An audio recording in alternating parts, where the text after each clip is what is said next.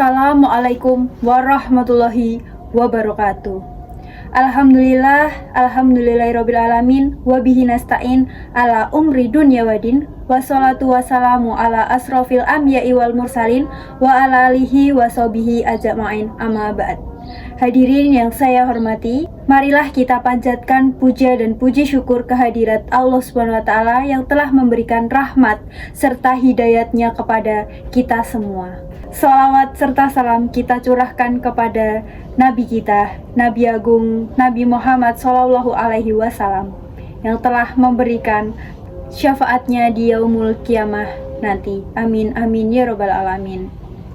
Teman-teman sekalian, saya akan memberikan ceramah tentang sopan santun dalam berbicara. Di zaman sekarang, anak-anak kita ataupun teman-teman kita atau adik-adik kita dalam pemilihan kata pasti ada yang kurang. Masyarakat akhir-akhir ini sangat cenderung dan semakin menurun kesantunannya dibandingkan dengan zaman dahulu. Banyak hal-hal dan juga banyak anak-anak yang tampak pada ungkapan-ungkapan yang sering dilontarkan oleh anak-anak sangat kasar, dan tentu saja hal ini itu sangat menggores hati yang menerimanya. Pada penggunaan bahasa oleh para politisi kita, misalnya ketika melontarkan kritik terhadap kebijakan pemerintah, kemudian ada tanggapan-tanggapan mereka yang terlihat sangat pedas dan vulgar, dan juga ada beberapa di antaranya itu adalah cenderung provokatif. Padahal zaman sebelumnya itu, zaman pemerintahan Orde Baru, pemakaian bahasa itu dibingkai secara santun lewat pemilihan kata yang dihaluskan dan juga bermakna. Kita pun tentu tahu bahwa sebagai orang tua ataupun sebagai keluarga yang tak sering menyaksikan kebiasaan-kebiasaan bahasa terhadap anak-anak tersebut dan juga para remaja yang kasar, sering juga menimbulkan antar sesama yang sangat miris untuk didengar. Fenomena tersebut itu sangat menunjukkan adanya peruntunan standar dari moral, agama, dan juga tata nilai yang sangat rendah di kalangan masyarakat kita.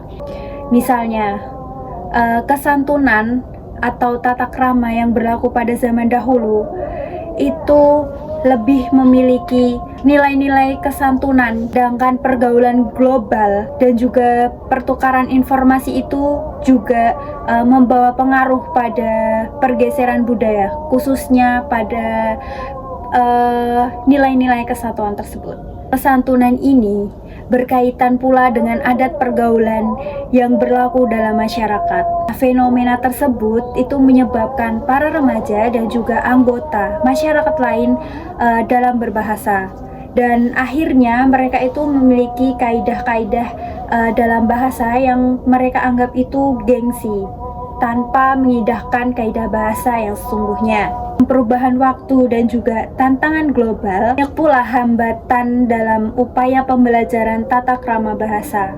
Semisalnya pada tayangan televisi ini banyak bertolak belakang dengan prinsip tata kehidupan dan juga tata krama orang timur. Para sekolah yang kurang memperhatikan kesantunan dalam berbahasa itu lebih mengutamakan kualitas otak siswa dalam penguasaan iptek atau dalam akademisnya.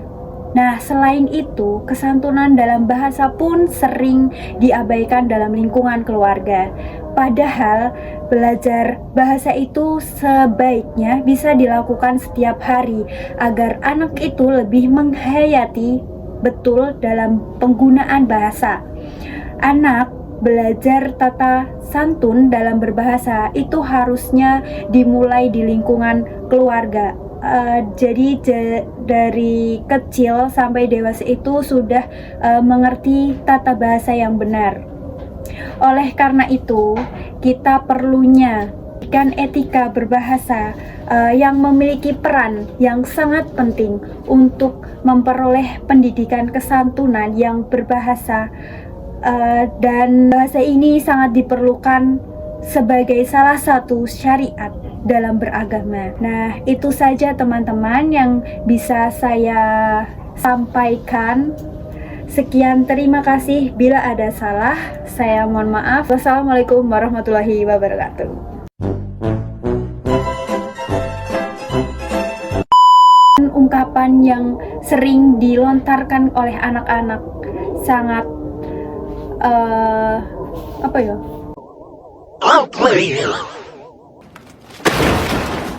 bahasa oleh para politisi